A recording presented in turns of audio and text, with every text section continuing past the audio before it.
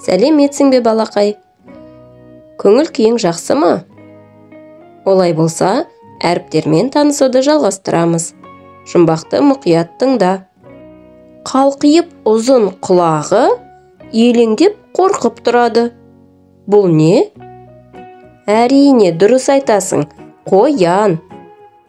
Қоян сөзінде бізге таныс емес бір дыбыс бар. Ол қандай? Ол я дыбысы екен. Бұл я дыбысының бас және кіші әрпі.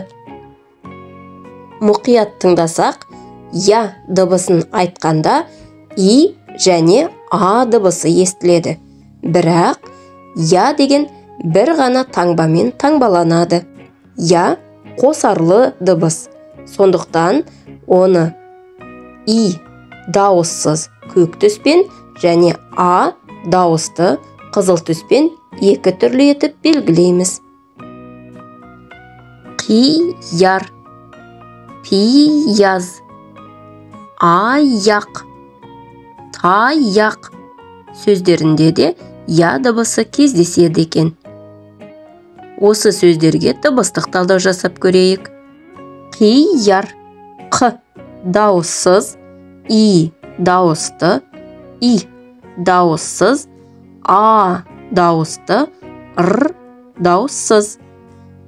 4 әріп, 5 дыбыс. Буынға бөліп көрейік. Қияр, 2 буын. Аяқ, а дауысты, и дауыссыз, а дауысты, қ дауыссыз. 3 әріп, 4 дыбыс бар екен. Буынға бөліп көрейік. Аяқ, 2 буыннан тұрады. Дәл осылай, я дыбысы басқа да сөздерде кездескенде, дыбыстық талдау жасағанда и және а дыбысы болып, қосарлы 2 дыбыспен белгілейміз. Қазақ тілінде я дыбысы сөздің басында кездеспейді. Тек қана сөздің ортасында және соңында кездеседі. Оқылым. Менімен бірге әріптерді бөлмей, созып, әндетіп, қосып оқуға дағдылан. Ян, ян. Қоян, қоян. Шаян, шаян. Яқ, яқ. Аяқ, таяқ. Яр, яр. Қияр, тияр. Аян, яз, яз. Пияз, баян. Әлия, батыр. Әлия, батыр. Саят, әнші. Саят, әнші. Балалар, байқадыңдар ма? Адам есімі бас әріптен бастап жазылады. Сөйлемде бас әріптен бастап жазылады және соңына нүкте қойылады. Есімізде сақтайық. Тіл ұстарту жаттығуын қайталайық. Яз, яз, яз. Тоңдырды әбден аяз.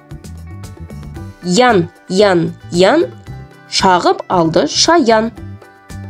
Өте жақсы. Қайталап көр. Жазылым. Я дыбысының бас және кіші әрпін жазып көрейік. Жоғарыдан 1, 2, 3. Кіші әріп 1, 2, 3. Я. Кім жылдам ойынын ойнайық?